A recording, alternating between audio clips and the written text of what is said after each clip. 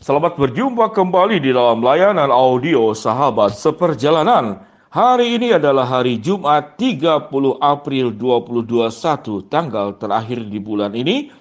Tema renungan dan saat teduh kita dengan judul Rumah Idaman atau Rumah Dendaman. Rumah Idaman versus Rumah Dendaman.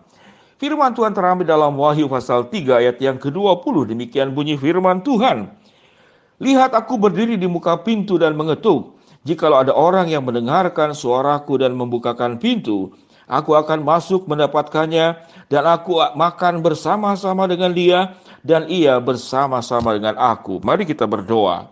Bapa yang di dalam sorga, ya Tuhan, hamba berdoa untuk renungan saat ini, saat teduh bersama, untuk menolong kami bagaimana menciptakan sebuah rumah idaman di dalam keluarga kami masing-masing dan bukan rumah dendaman.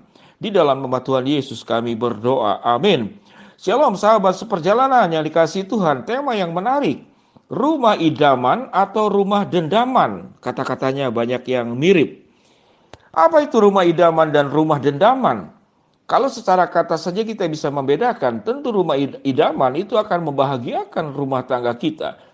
Namun kalau rumah dendaman itu akan menyakitkan, akan menyusahkan, dan sebuah kondisi rumah tangga yang sangat sama sekali tidak diharapkan. Sahabat seperjalanan yang dikasihi Tuhan, bagaimana menciptakan rumah idaman? Di dalam Wahyu 3 ayat ke-20 dikatakan bagaimana kita mengundang Kristus hadir di dalam rumah kita. Yesus mengetuk pintu dan setiap rumah tangga selalu Yesus mengetuk pintu dan ingin masuk ke dalam rumah tanggamu. Lalu Alkitab berkata, barang siapa mendengar suaraku dan membukakan pintu, aku akan masuk mendapatkannya. Aku akan makan bersama-sama dengan dia dan dia akan makan bersama-sama dengan aku. Mengapa dikaitkan dengan masalah makan? Makan itu adalah sebuah hubungan yang sedemikian spesial. Setiap relasi itu, saudara, dimulai dari ikatan hubungan dengan mulai makan bersama. Dan Yesus mengumpamakan sebuah hubungan itu lewat sebuah relasi yang dimulai dari meja makan. Kita melakukan kesepakatan di meja makan. Bagaimana Kristus hadir di dalam rumah tangga kita. Tidak hanya pada saat makan, namun hadir di dalam rumah, di dalam segala aspek. Hadir di pikiranmu, hadir di hatimu, hadir di perasaanmu, hadir di kehidupanmu, hadir juga di hatimu. Tatkala seluruh anggota keluarga itu menghadirkan Kristus dan masuk ke dalam tidak hanya rumah, tapi pintu hatimu masing-masing ada Kristus. Baik di suami, di istri, di orang tua sebagai papa, mama, di mertua, di menantu. Tatkala hadir Kristus dalam kehidupan setiap pribadi dalam anggota keluarga, maka akan ada keindahan-keindahan yang menciptakan sebuah rumah idaman. Mengapa demikian? Kalau ada Kristus yang hadir dalam rumah tanggamu, yang hadir dalam setiap anggota keluarga, maka yang ada adalah kasih yang tulus, yang ada adalah penerimaan yang tanpa syarat, yang ada adalah saling pengertian, saling menolong, saling menopang, saling mendukung. Selalu ada maaf dan kesempatan untuk berubah tatkala masing-masing melakukan sebuah kesalahan. Karena kita kumpulan orang-orang yang tidak sempurna dan hanya disempurnakan oleh Kristus sendiri. Itu rumah idaman. Sahabat seperjalanan, banyak orang bermimpi punya rumah besar, ada kolam renang, ada taman yang menyenangkan, ada tempat fitness sendiri, ada tempat kafenya, dapurnya terpisah, ada dapur kotor, ada dapur bersih, lalu punya pembantu kalau bisa 10, supir 3, apalagi ada satpam 24 jam. Apakah itu rumah idaman? Saya banyak bertemu dengan rumah-rumah yang saya jelaskan tadi, yang secara fasilitas semuanya lengkap, semuanya ada, namun di dalam rumahnya itu penuh dengan api kemarahan, api ketidaksukaan, api pertengkaran, api percekcokan yang terjadi dalam rumah yang dikatakan tadi.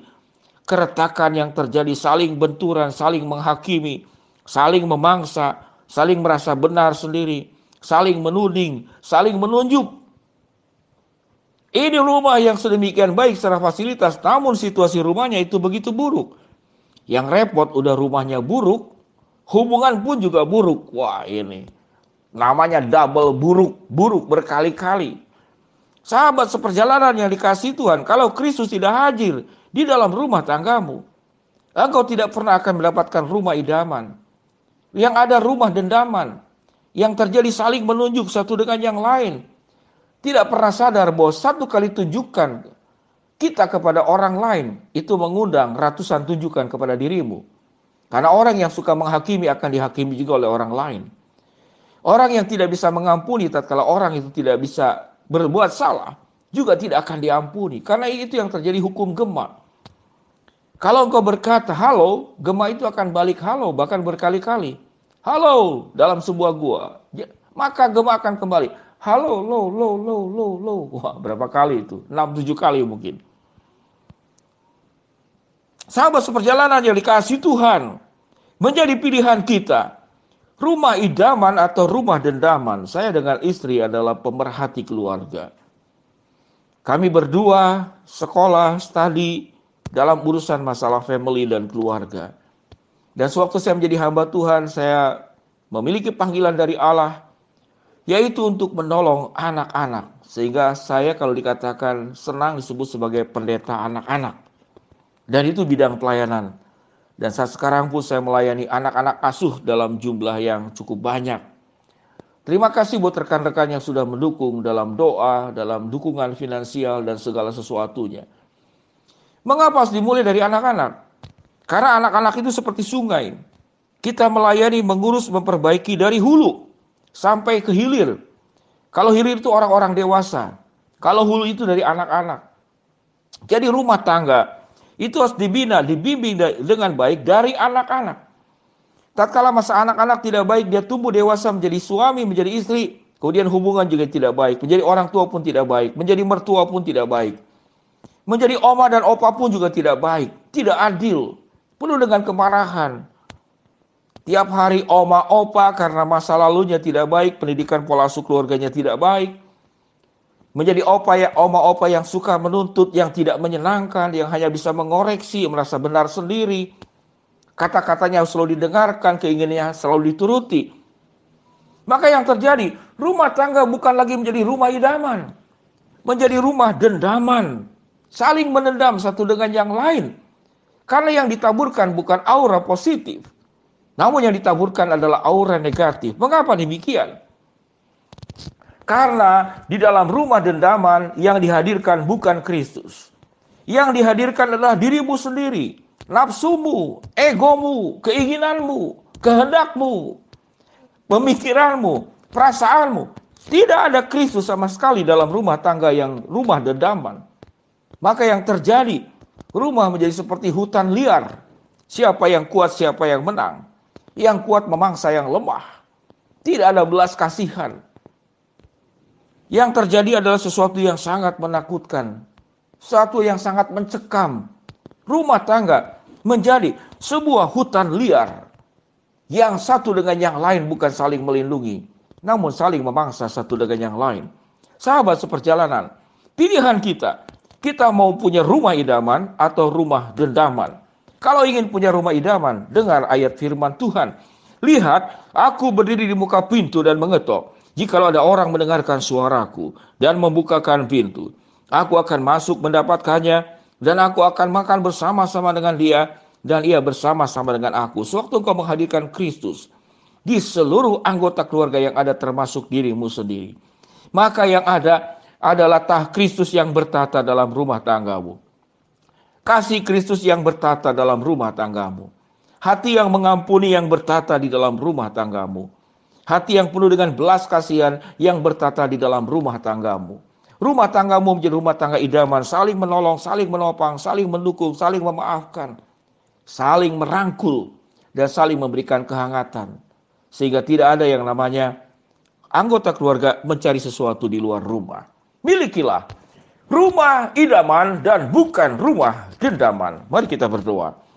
Bapa yang di dalam surga, hamba berdoa buat sahabat seperjalanan yang sedang sakit di rumah sakit ataupun di rumah. Tuhan jamah, Tuhan sembuhkan. Buat sahabat seperjalanan yang sedang menghadapi kesulitan, tantangan, rintangan, dan masalah, Tuhan bukakan jalan.